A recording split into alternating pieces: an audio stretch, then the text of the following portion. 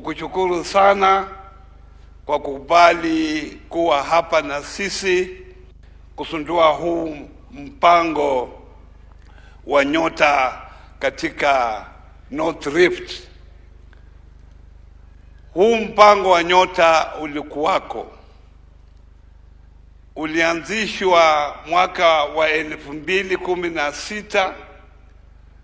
Wakati huo ulikuwa unaitwa Kenya Youth Employment Opportunity Project, ambao ulianzishwa mwaka wa 2016 mpaka 2021. Wakati huo vijana walikuwa mnapewa shilingi 40,000 kuanzisha biashara, lakini hatuko na mtu yoyote ambaye anajua hiyo project ilikuwa.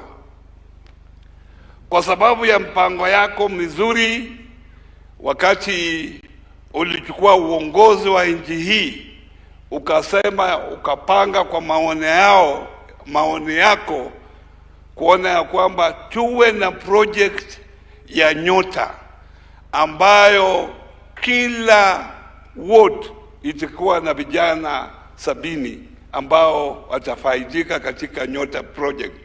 Hapo zamani kwa ile ya 2016-2021 ilikuwa kwa county 17 peke yake, lakini wewe ukaamua hii project ikuwe kwa kaunti zote 47 na ikiwe katika kila ward ya Kenya. Makofi kwa Mheshimiwa Rais. Nyinyi vijana tayari mmeenda training, na mjue ya kwamba hii project wale vijana waliapply walikuwa karibu milioni 2, lakini nyinyi mmekuwa na bahati, mmefaulu kuwa kwa hii project vijana karibu 1,100.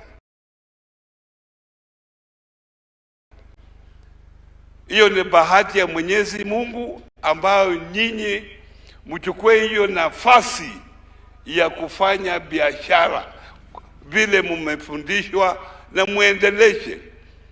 Miaka zijazo tutakuwa na mamilionea na mabilionea kutoka kwa nyinyi wananchi, kama nyinyi mtakuwa na bidii vile rais amesema, mmejituma, lakini paka muwe na bidii. Bidii ni kitu ya maana.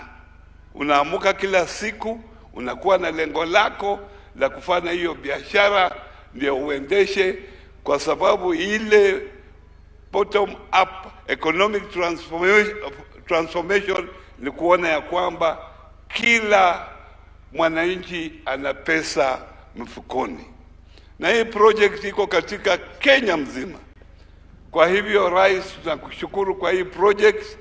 Ni maoni yetu katika wizara kuona ya kwamba hata mwaka ujao wale vijana ambao hawakupatika nao wapatike mwaka ujao na waendeleshe katika hii project. Mungu awabariki sana wale ambao wamepata nafasi ya kuja hapa, na tuendelee hivyo hivyo tukijua Kenya ni moja.